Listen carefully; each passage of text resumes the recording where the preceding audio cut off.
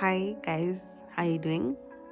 Welcome back to my YouTube channel. And yeah, right now it's 2 3 a.m. and I'm just here to just talk about a few things. This video has no plan whatsoever, so I'm just going to talk about what's on my mind, because I feel like the thoughts you have at this time and in the shower are your most clear thoughts. So yeah, so this concept where people say, it's especially when it comes to going on first dates, where you just say something randomly embarrassing about yourself, and to get it out of the way and to start a conversation.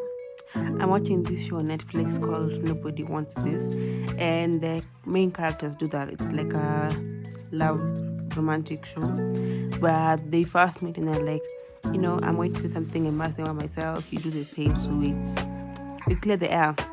We just, from now on, we're moving with some small level of trust, I guess. And I feel like now that I'm starting this YouTube journey, I want to do the same when it comes to one thing in particular. So, one of my goals this year is to become a public speaker, and of course to start YouTube. This was one of them, and this challenges me because challenge is one of my biggest insecurities, which I want to work on by putting myself out there, basically like some exposure therapy. So this challenges my insecurity. This is very personal for me. I don't know, but I want to put it out there. So just because don't say I didn't warn you, or basically also to track my progress, or just to get it out the way. So I'm very insecure about my speech, so I feel like I have a slight lisp.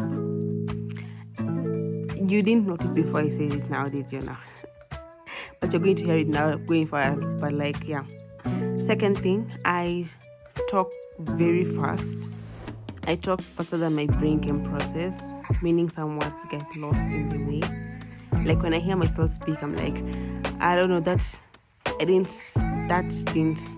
can't hear myself. That's not what I wanted to say, or that's not what my brain processed. And then number 3, I tend to chew my words. We call it chew your words. You leave words halfway and then you just go to the next and just assume. I don't know. I feel like either I talk faster than my brain, or my brain moves faster than I can talk. One of the two. But that's a big problem, I don't know, for me. And I feel like if I'm listening to myself and I can hear it, so I usually wonder about the people who listen to my videos. Can they really listen? Am I listenable? The people who are good to listen to, their voice sounds clear and eloquent, and then they're some people who just have a stern commanding voice where you just hear what they're saying either way. And I feel like because of how I skip words, or how I sometimes don't fully pronounce words, I don't know if my words, people can listen to me and understand me the way I want to be understood, or can fully get the point. Because sometimes I feel I talk about very serious things, especially because when it comes to things mental health or just self-growth tips, and I just don't feel my point gets through the way I want it to. Now, this is not a call for pity, or oh my god, I'm so sorry. I'm beyond that hill. I don't want any pity from anyone. I do recognize this about myself, and it's something I want to slowly improve on. So I don't know if you've noticed from the beginning of this video, I'm trying to talk slower and fully say my words. So there's small things I'm trying to do to like try and amend this problem or this part about myself, and hopefully by the time the year ends or going forward, I can improve in that way. Remember, I said I want to become a public speaker and YouTuber, and most of my videos are going to be this way, like talking videos. If you see my last 2 videos, I should give you like an idea of like what I want for this channel. So I want to get across as well as possible. Yeah, so yeah, that's 3 a.m. for you guys. And then now that we're here, can you talk about like content creation and content creation as someone who is starting out? Let me talk about my experience and my thoughts about it. So I started like content creation like way earlier, like last year. Let me just say, okay, I started my blog Tori's Room, and then that time I had like my own Instagram account, like my personal one. It was not Tori's Room, it was another one. I don't know, should I call it my Finsta? I don't know. But I had my own personal account, so that's why I would like post my blog posts, and I wasn't even serious about it. I just like, I was scared to post it because it's like, we are here for vibes. Why are you telling us about, serious things? But eventually I grew some confidence and opened Tori's Room. In each step, it took me a lot of courage and braveness to like move to the next step, and you're going to see how in the way I explain. So that's the first step I took, making a new Tori's Room account. Then I didn't want to show my face at all. I used to look at these faceless brands or like quote pages, just people just blast information and like infographics, posters, or like tweets, like those fake tweets that are usually like Instagram posts. And I wanted to be something like that. I didn't want my face to be shown because I am very scared of the internet. I am, honestly. I can't imagine getting cyberbullied. And yeah, but like, okay, let me not digress. Then towards I started Dilemma Thursday. Remember Dilemma Thursday, my segment on my Instagram where I have people anonymously asking questions. So I used to respond to the questions on by typing, and some, like I said, some questions are really complex or require a very long answer, so I would type a lot and it got really exhausting. And I'm like, all this could easily be solved if I made videos. So I decided to do videos, and the first time it was very scripted and collected. So like I wasn't this open like the way is having this conversation right now. So I was like somewhere outside, I was like, oh my god, I really hope I don't offend anyone. I just want this to go perfectly. Now eventually, as I did the Dilemma Thursdays, and I got responses from people, my followers, even friends, I started gaining more confidence in answering my questions more authentically and actually trying to be as natural as possible. Because like at the end of the day, even as a consumer, I don't want to consume scripted content. I want to get the authenticness of any creator I watch. So that, and also I like photo shoots so much. I like just coming up with a concept, styling myself, putting on some makeup and going to do a photo shoot. Shout out to my photographer Laura, she's really good at her work, and yeah, I can't wait to do more shoots with her. So that was the progress or the progress of my Instagram account. So now I am even posting reels where I'm talking, I'm doing all these things, which is really incredible for me. So yeah, that's been the journey of my content creation on Instagram Reels. But that's why I mostly am. I'm still not brave enough to have a TikTok. I don't know why. I just feel like there's just something about someone scrolling and your face is just fully on the screen. Like you're the full attention. On Instagram I feel like Reels aren't that serious. Like I don't think they're that serious.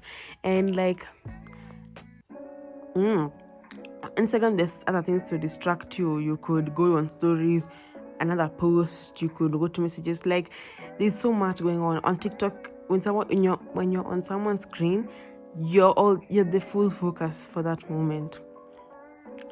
Now, towards the end of last year, like around September, October, it was my last semester in school and we were having fewer units than we usually have, so I had some extra time. I don't know how I had extra time, and I had a very serious project, but somehow I feel like I had been doing a lot of research, so like I was confident. Like confidence was literally what was carrying me during that time. So I was like, let me start making more content. Let me start being a bit serious about this content, because I was just posting the way I feel, like, okay. And see, my goal was almost similar to every other content creator, to build a community, to gain a following, and to maybe get brand deals, So I was posting very roughly, so I was like, let me try and post as frequently as I can. That was the thing then. There was no, like at the end, there was no every 1 week, 2 weeks. It was like as frequently as I could, because I didn't want to limit or really squeeze myself in a box that I could not fulfill, So that was the thing.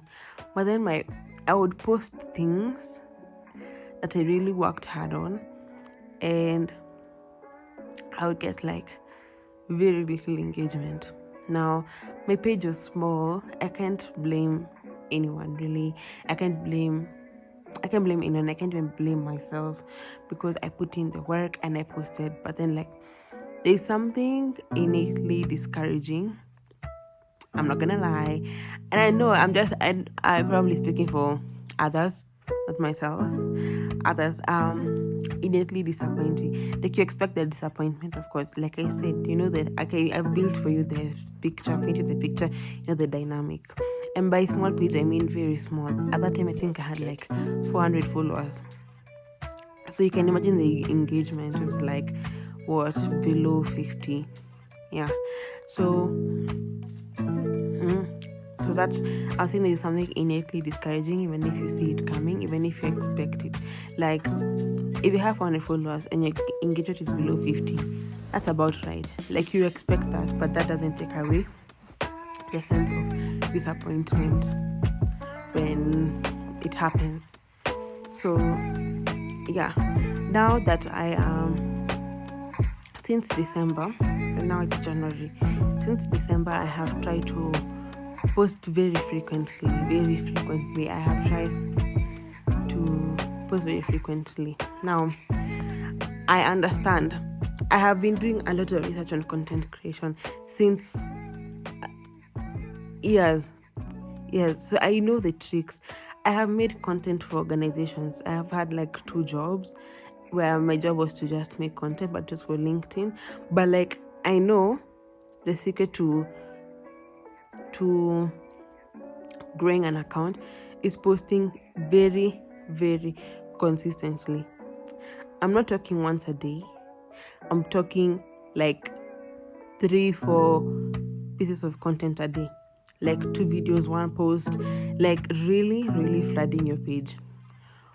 Or just find some incredible luck with the algorithm, whereby your first post goes viral, second, third, fourth, or like your 5th post goes viral and your account just shifts. So like, we'll talk about the dynamic of luck or the concept of luck when it comes to content and or even life.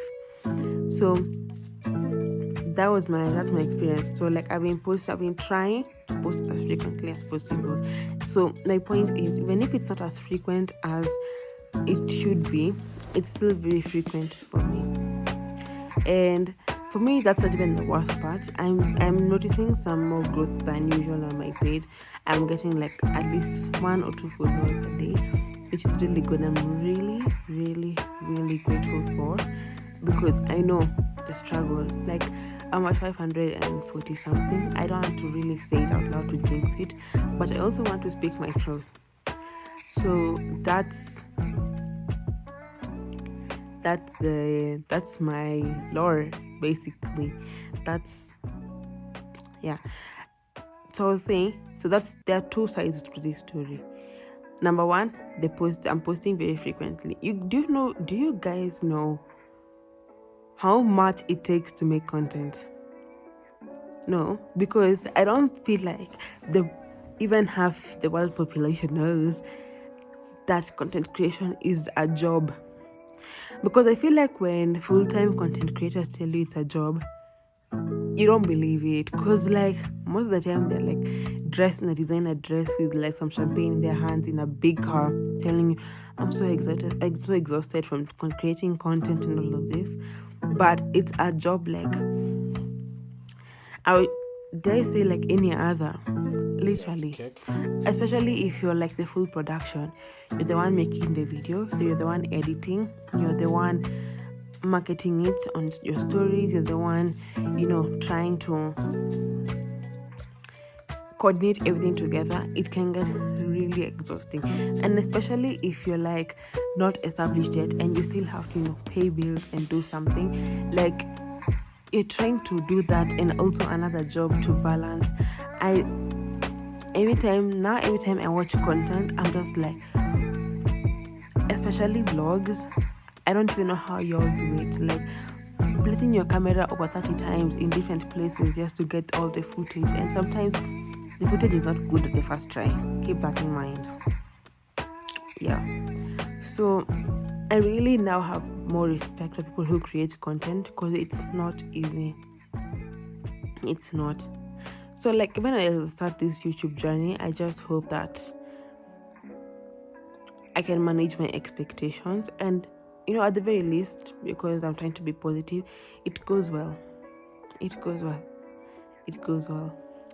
I really want to be one of those people who, when I speak, like people can listen, not because I have the best thing to say, but because like, I don't know. Let me give a practical example.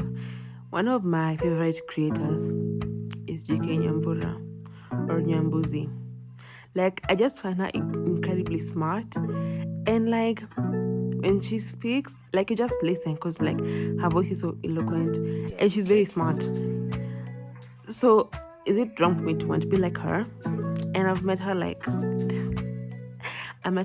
twice, and I think the second time she recognized me, because like we've been interacting on Instagram in some way. I'm not gonna like say how, but like yeah, she recognized me, and I'm like, that's very for real. That's kidding, but like yeah. So if you know her, you know her content. You know what I mean? And you see her content, okay, to me doesn't seem like a very high maintenance or very out there glam and all of that. Okay, I'm going to compare JK Nyambura and another creator. This is no bad faith, please. I'm just saying, I don't mean this in any bad way, no malice at all, and I stand to be corrected if anything, like, and I take whatever full responsibility for anything I say here, like, but it's not coming from a bad place. I'm just saying this as a consumer. I'm going to compare JK Nyambura's content with Timina Semo's content. Both of them are really good creators. I really love their content and I really enjoy it, and I really like look up to them as someone who's trying to come up. JK Nyambura's content is like very it's low maintenance. All she does is just pick up a camera and is authentic and just is herself. She doesn't seem like every time she wants to talk to us, she has to prop up with things. Even her YouTube is seems very calm. Like just, I just picked up my camera, put it on a tripod or propped it up somewhere and spoke to you guys. And the people love her for that, basically. On the other hand, Tamina Simo's content, which I also really love, it seems very put together and thought out. It seems like she wants her content to be very high value, and she seems like she really invests in her production. So the thing is, from the way I stand, I feel like they're both successful.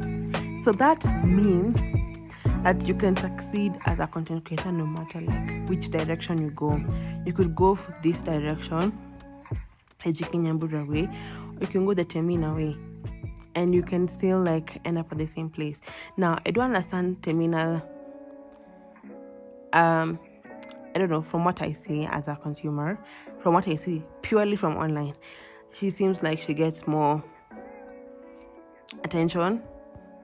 I don't know how, if you to put it that way, but I don't know, but I don't want to say anything else from there. But I just hope my point is across. So that's the direction I want to go in. Like, I want when I speak that people just listen to me and people just come and, watch or interact with my content based on who I am or my authenticity. Because honestly, I don't think that I can keep up with all the angles, all the vlogs, whatever. But I do have a lot to say. This video is supposed to be a less than 10-minute video for just sharing my thoughts, my 3 a.m. thoughts. And here we are at 22 minutes. So I just have a lot to say. And if I can just pick up my phone, say what I have to say, and post that, I feel like that will be one of my biggest achievement for me, and attract people through that. Yeah. So that's my content creation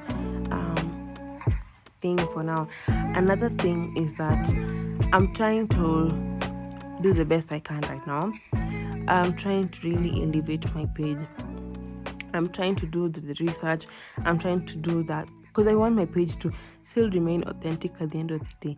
I don't want to fall into trends and lose my page. I don't want to lose my authenticity at all. But I do want to grow my page. That's my dilemma. Today I'm the one giving the dilemma. Yeah. So I don't know if any other person is going through this.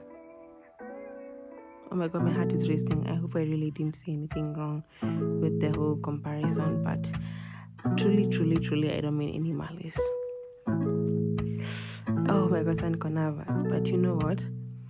I love both of them. I love both their content. And like I said, I don't mean any malice.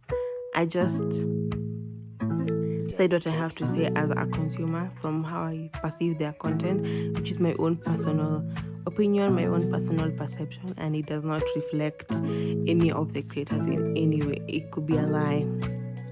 Yeah. So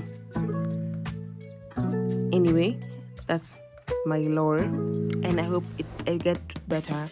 I really hope I get better. I hope I feel better about this, because it's now starting to feel, I'm starting to get exhausted. But you see, I don't know if it's content creation that's exhausting me, or I'm just a person who gives up too fast. Like, how am I supposed to get rich and survive in this life if I'm already exhausted and feel like I want to let it all go?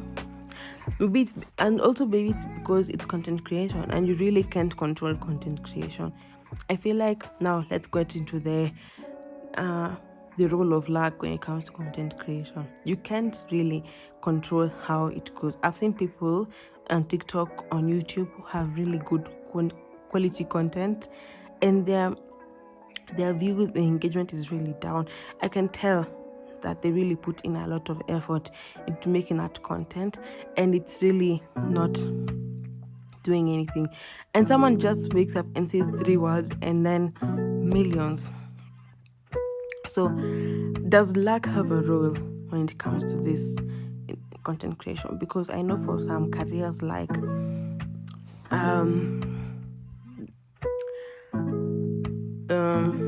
let me think, like being a doctor, you still get paid.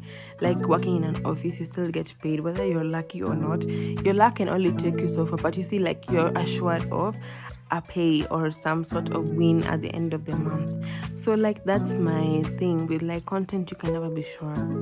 It could go up, it could go down. Even if your like content really does really well and you really grow, you can really come down. Like I've seen creators like flop once they're up there. So like in this game, it's like a constant rat race. You can never relax. You have to be posting every day, every single day.